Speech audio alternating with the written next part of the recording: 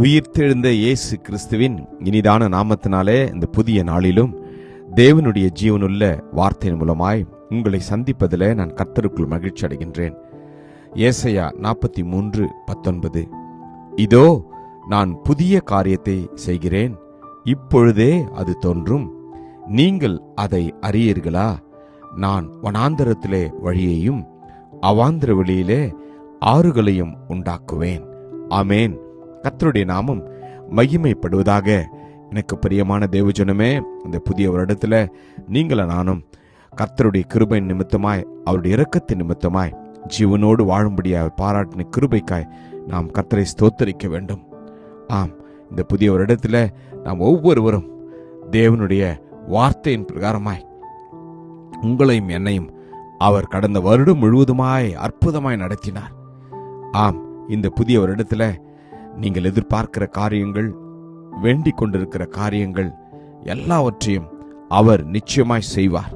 ஆனால் நாம் செய்ய வேண்டியது நம்முடைய இருதயத்தை தேவனுக்கு ஒப்புக் கொடுக்க வேண்டும். அவருடைய விருப்பத்தின்படி நாம் வாழ நம்மை அர்ப்பணிக்க வேண்டும். அவருடைய சித்தத்தை செய்கிற பிள்ளைகளாய் நம்மை ஒப்புக் கொடுக்க வேண்டும்.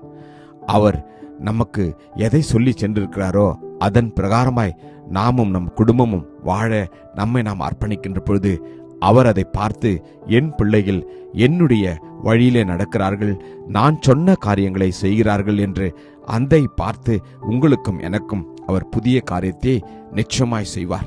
வழி இல்லை என்று நீங்களும் நினைக்கின்ற போது கர்த்தர் உங்களுக்காகவும் எனக்காகவும் அவர் வழியை உண்டாக்குவார்.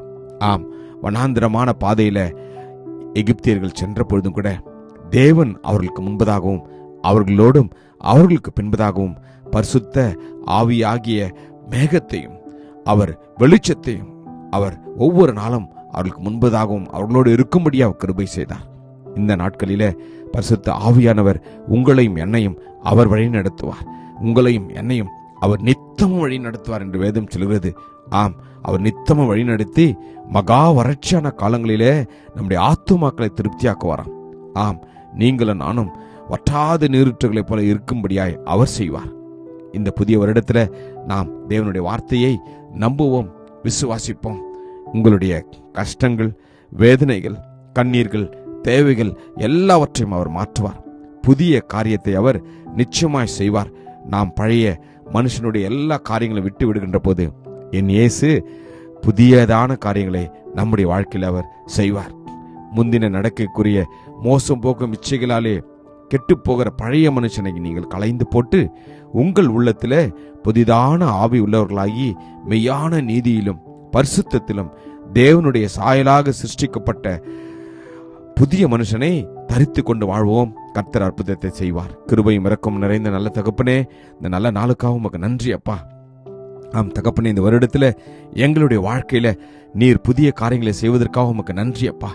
வழியே இல்லை என்று அங்கலாய்த்து கொண்டிருக்கிற ஒவ்வொருவருடைய வாழ்க்கையில நீர் புதிய வழிகளை, வாய்க்கால்களை உண்டு பண்ண போறோம். கிருபைக்காக நன்றி. ஆசீர்வதியும் வழிநடத்திடலும். மீட்பர் இயேசு மூலம் ஜெபிக்கிறோம் ஜீவனுள்ள நல்ல தகப்பனே. ஆமேன். God bless you. Jesus loves you. Amen.